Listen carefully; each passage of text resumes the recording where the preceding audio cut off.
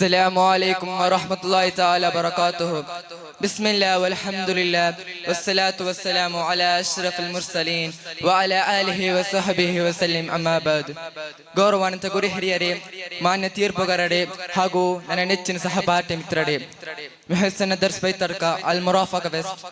ನಾನು ನಿಮ್ಮ ಮುಂದೆ ಭಾರತ ಪ್ರಜಾಪ್ರಭುತ್ವ ರಾಷ್ಟ್ರ ಎಂಬ ವಿಷಯದ ಕುರಿತು ಒಂದೆರಡು ಮಾತುಗಳನ್ನು ಆಡಲು ಇಚ್ಛಿಸುತ್ತೇನೆ. ಸರ್ವಶಕ್ತನಾದ ಅಲ್ಲಾಹು ಅನುಗ್ರಹಿಸಲಿ, ಆಮೀನ್. ಪ್ರೀತಿಯ ಸಹೋದರರೇ, ನಮ್ಮ ಭವ್ಯ ಭಾರತ ಪ್ರಜಾಪ್ರಭುತ್ವ ರಾಷ್ಟ್ರ ವಿವಿಧತೆಯಲ್ಲಿ ಏಕತೆಯನ್ನು ಸಾರುವ, ಸರ್ವರನ್ನು ಸಮಾನವಾಗಿ ಕಾಣುವ ಈ ಜಾತ್ಯತೀತ ರಾಷ್ಟ್ರವು ವರ್ಣ, ವರ್ಗ, ವಂಶ, ಜಾತಿ, ಧರ್ಮಗಳು ಎಲ್ಲೆಯನ್ನು ಮೀರಿ ಎಲ್ಲರನ್ನು ಒಪ್ಪಿಕೊಂಡು ಎಲ್ಲರನ್ನು ಅಪ್ಪಿಕೊಂಡ ಶ್ರೇಷ್ಠ ಭಾರತ ನಮ್ಮದು. ಟೋಪಿ ಹಾಕುವ ಮುಸಲ್ಮಾನ, ಬೊಟ್ಟು ಹಾಕುವ ಹಿಂದೂ, ಶಿಲುಬೆ ಧರಿಸುವ ಕ್ರಿಸ್ತ, ಎಲ್ಲರೂ ಪರಸ್ಪರ ಪ್ರೀತಿಯಿಂದ ಸೌಹಾರ್ದತೆಯಿಂದ ಬಾಳು ಬದುಕಿದ ಸರ್ವ ಜನಾಂಗದ ಶಾಂತಿಯ ತೋಟ, ರಸಿಕರ ಕಣ್ಗಲೆ ಸೆಳೆಯುವ ನೋಟ. ಹಿಂದೂ, ಕ್ರಿಸ್ತ, ಮುಸಲ್ಮಾನ, ಪಾರಸಿಕ, ಜೈನರ ಉದ್ಯಾನ ನಮ್ಮ ರಾಷ್ಟ್ರ ಕವಿ ಕುವೆಂಪು ಹಾಡಿ ಹೋಗಲಿದ್ದ ಭಾರತ ನಮ್ಮದು.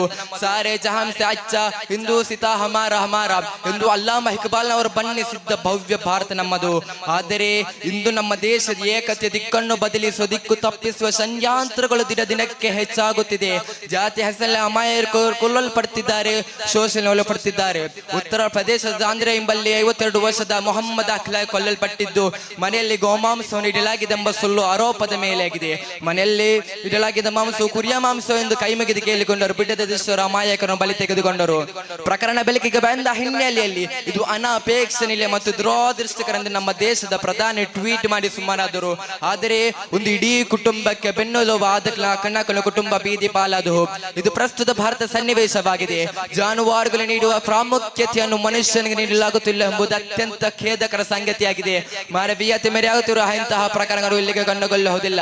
ಜೈಪುರದ ಹೆದ್ದಾರಿಯಲ್ಲಿ ನೈತಿಕ ಪೊಲೀಸ್ ಗಿರಿಯನ್ನು ತೋರಿಸಿ ಅಕ್ರಮಗೂ ಸಾಗಾಟದ ಆರೋಪವನ್ನು ಸುಖಾಸು ಮಾಡಿ ತೋರಿಸಿ ಕೊಲ್ಲಲ್ಪಟ್ಟ ಪೆಹಲ್ಗಾನ್ ಅವರು ನಮ್ಮ ದೇಶದ ಭಾತೃತ್ವಕ್ಕೆ ಬಿದ್ದ ಮತ್ತೊಂದು ಕೊಡಲಿ ಏಟಾಗಿದೆ. ಮಾನವೀಯತೆ ಮೆರೆಯಾಗುತ್ತಿರುವ ಇಂತಹ ಪ್ರಕರಣಗಳು ಇಲ್ಲಿಗೆ ಕಂಡುಕೊಳ್ಳುವುದಿಲ್ಲ. ಭೂಮಿಯಲ್ಲಿರುವ ಸರ್ವಕೂಕರನ್ನು ತೋರುವ ನಮ್ಮ ಲೋಕಾನುಗ್ರಹಿ ಪ್ರವಾದಿ ಸಲ್ಲಲ್ಲಾಹು ಅಲೈಹಿ ವಸಲ್ಲಮರ ಉನ್ನತವಾದ ಬದುಕು ಮಾನವೀಯತೆ ಸಂಸ್ಕೃತಿಯನ್ನು ಬೋಧಿಸುತ್ತದೆ. ಶತ್ರುಗೂ ಕರುಣೆ ತೋರುವ ಶಾಂತಿ ಹರಿಕಾರ ಭಾರತೀಯರಿಗೆ ಮಾರ್ಗದರ್ಶನವಾಗಿರಬೇಕು. ರಣಾಂಗದಲ್ಲೂ ಶಾಂತಿಯ ಧರ್ಮವನ್ನು ಬೋಧಿಸಿದ ನಮ್ಮ ನೇತಾರಾದ ನಬಿ ಅವರ my life is my message ಎಂಬ ಸಂದೇಶ ನಮ್ಮ ಬದುಕಿಗೆ ಅಳವಡಿಸಿಕೊಳ್ಳಬೇಕು ಎಂದು ಹೇಳಿ ನನ್ನ ಮಾತಿಗೆ ವಿರಾಮ. ವ ಆಖಿರು ದಾವಾನಾ ಅನಿಲ್ ಹಮ್ದುಲಿಲ್ಲಾಹಿ ರಬ್ಬಿಲ್ ಆಲಮೀನ್. ಅಸ್ಸಲಾಮು ಅಲೈಕುಂ.